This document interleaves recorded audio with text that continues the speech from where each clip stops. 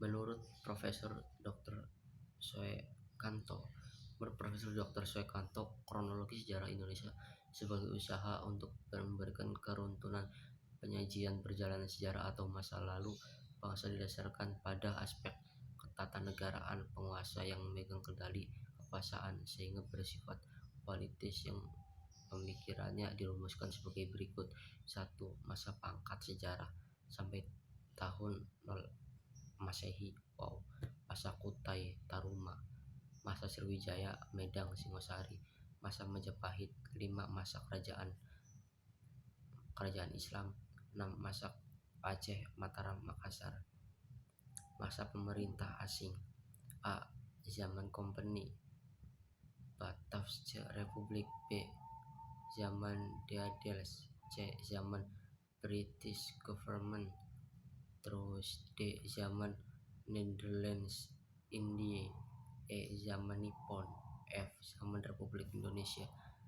Dasar yang dipergunakan dalam penyusunan kronologi tersebut adalah pada aspek-aspek berikut. 1.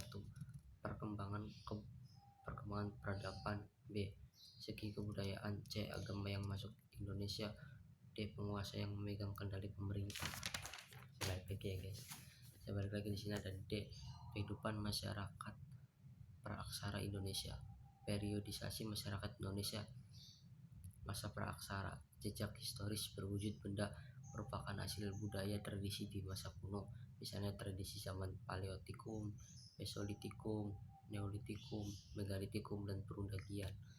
Pak, tradisi manusia hidup berpindah zaman atau Paleolitikum.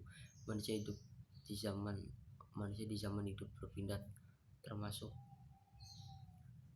jenis Pithecanthropus. Mereka hidup dari mengumpulkan makanan atau food gathering, hidup di gua-gua, masih tampak liar, belum mampu menguasai alam dan tidak menetap.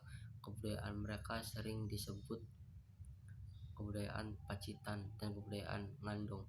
Disebut kebudayaan Pacitan sebab alat-alat budayanya banyak ditemukan di Pacitan di pegunungan Sewu, pantai selatan Jawa, berupa koper, kapak peletak, disebut juga kapak genggam. Hal ini dikarenakan masih terbuat dari batu, maka disebut stone culture, budaya batu. Ada jenisnya juga ditemukan di Parigi Sulawesi dan Lahat Sumatera.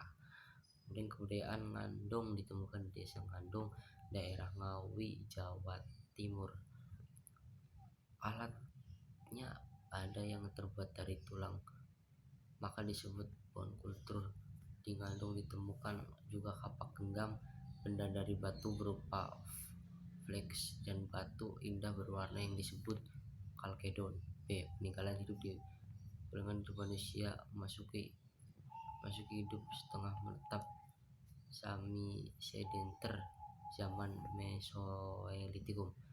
Mereka sudah memiliki kemajuan hidup seperti adanya coke mondinger, sampah kerang, dan abrisos roach, gua tempat tinggal.